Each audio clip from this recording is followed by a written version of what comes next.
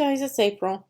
I have been asked for the last couple of weeks to make a video on how to transfer using the Cricut Smart Joy vinyl because it is a little bit more difficult to transfer than regular vinyl.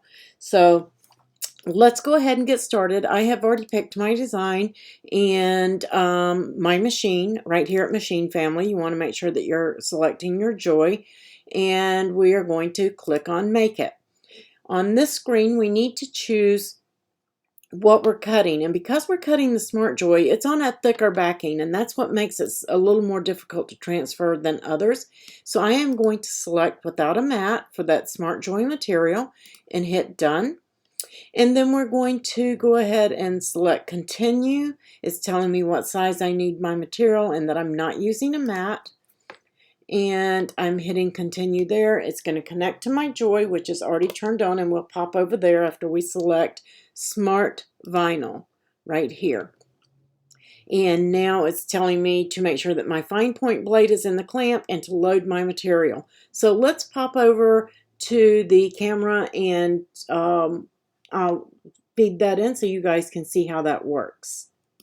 Okay, so here we are over at my Cricut Joy, and I am using the Smart Vinyl. I'm using that in black, and I have used this before, so I'm just going to go ahead and load it, make sure I don't have anything on there, and it's going to load into the machine. I'm picking up all sorts of dust off my desk from other projects. So we're going to go ahead now on the Cricut Design Space screen. We're going to click Go, and it's going to start cutting. Now I'm just going to pause for a second so that you guys don't have to watch it cut the whole thing, and then we'll come right back.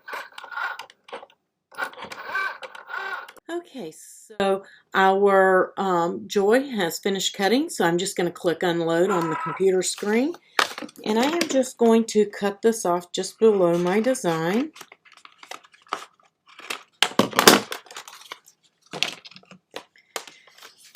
And if some of you want to save some of your material a little bit over here off to the side, you can do that. Let's just place that out of the way.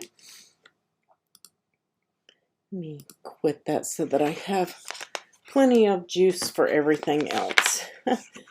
And let's start that. I'm just going to peel it back, and we're going to start weeding. Weeding is basically the same as your other designs. You're just going to pull away the unwanted materials. We're just going to come in here. This should weed fairly easily. Super quick little project. And we're just going to weed out, again, all of the unwanted areas. Using your weeding tool, just pull those out.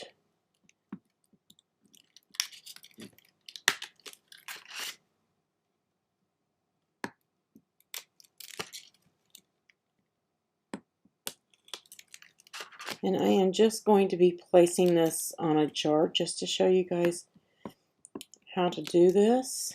I haven't decided what I'm going to do with the jar yet. Just make sure you get all of your areas weeded out.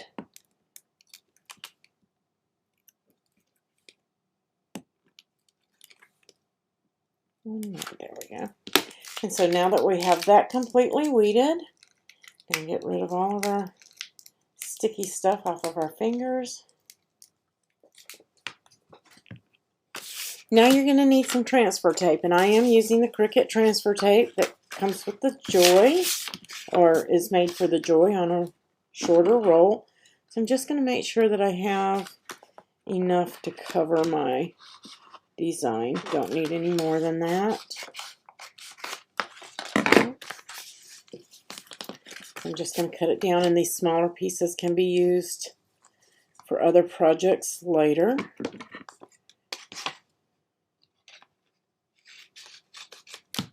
Just going to set that to the side.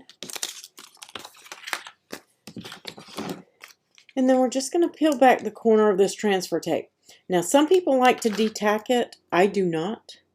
I like mine to be tacky. If you feel like it's too sticky for you, you can certainly press it on your jeans, a clean t-shirt, anything like that, just to get some of the sticky off. Let me get that corner started here. There we go. But I've never felt the need to do that. I've never had a problem with my transfer tapes. I'm just going to peel that corner back just so that it's sticky. And I'm just going to stick it down right there above my design. And then I'm just going to come in here and peel a little corner back. Okay? I'm going to take my squeegee and I'm just going to start pushing that down over my design. That is the way you also apply your vinyl on a flat surface. Sometimes on a curved surface it's a little more difficult, but on a flat surface you just want to peel that corner back of your backing and start working. Now you don't want to peel this off the top of there. It's probably not going to work and it's just going to peel it back, okay?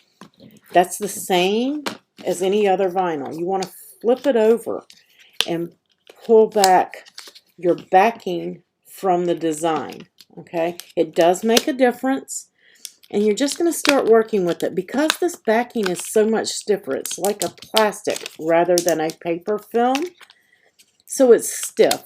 You can just kind of fold it back to get it going for you, and you're just going to see where my vinyl is right here, and it's not quite stuck. I'm just going to push that down right there in that area and give it a little rub, and then I'm just going to start working this back. Okay, anything that's not sticking or laying in the right place as you're doing it, especially with words, just wiggle with it. If you wiggle it, you can get it to go in there. And I had a little piece lift up right there, so I'm just going to kind of scoot it over where it belongs. Because I didn't rub hard, I can do that. It doesn't take a whole lot of burnishing to get your material to transfer.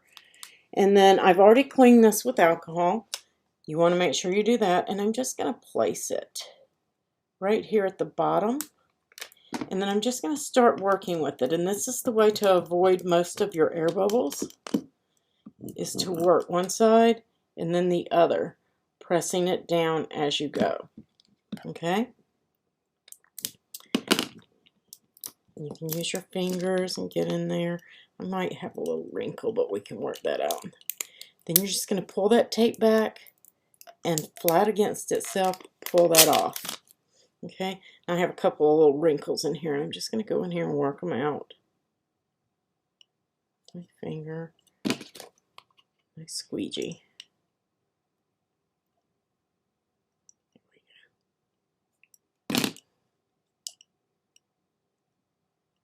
And I'll work with this just a little bit more, but they will come out. You can work with them and get those out if you don't press them down hard as you go and work with the curves. You can do that. This design may have needed to be just a tiny bit smaller for this, but I can live with it. So sometimes if you get those wrinkles, just make your design just a slight bit smaller, and that will avoid that one little wrinkle that I have there. Super easy, super simple. You just have to work with that plastic backing and get it to start, and then it should work for you. If you have any more trouble, please just let me know, and I'll be happy to help you out best I can. You have a great day. Give a thumbs up, and I'll catch you guys on the next video.